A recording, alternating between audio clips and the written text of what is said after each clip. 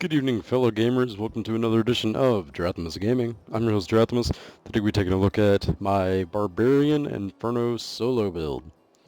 This is solely based on survivability, not that great for deeps, but let's go ahead and start it out.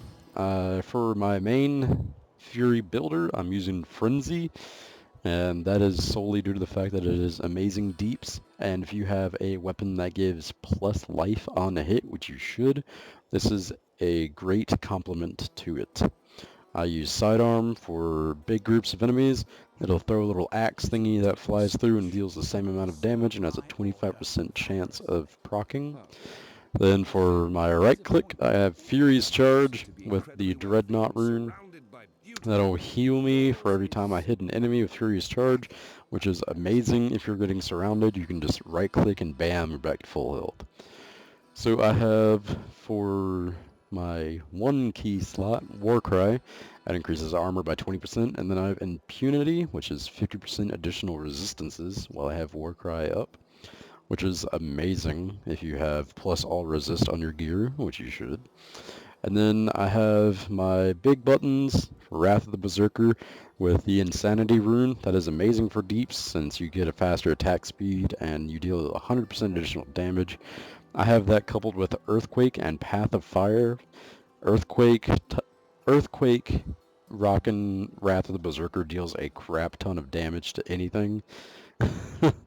And then Path of Fire, it spreads out the Earthquake further, pretty much.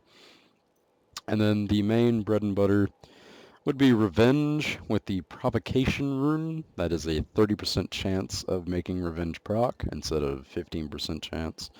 And Revenge is pretty much what you're going to need to survive an Inferno. If you're getting surrounded and you have Provocation, you're just going to get those constant procs to heal you back up to full. Or heal you, rather.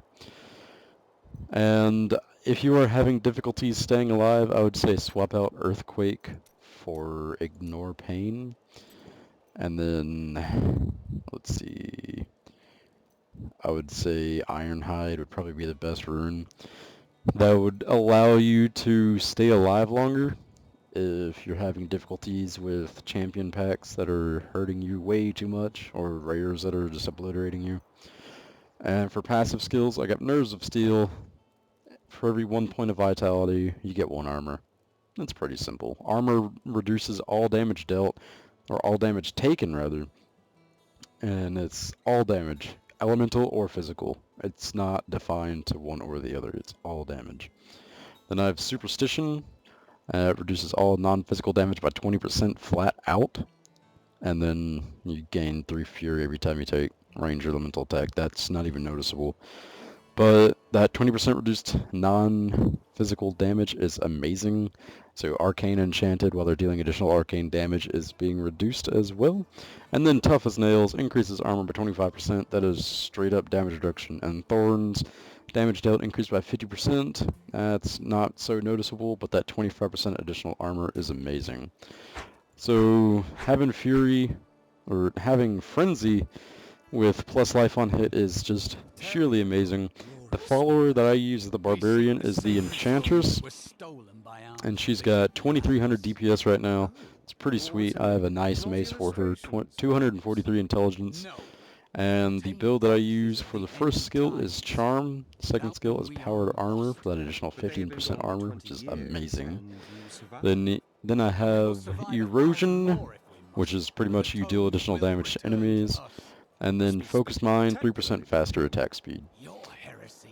So, like I said, the best way to build your followers is to stack their main stat.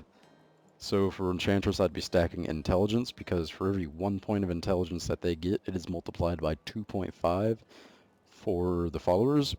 So a 700 DPS mace with no Intelligence would be utter crap. Or even an 800 DPS mace. I might be pushing it, but still. No Intelligence is, or no main stat would be bad.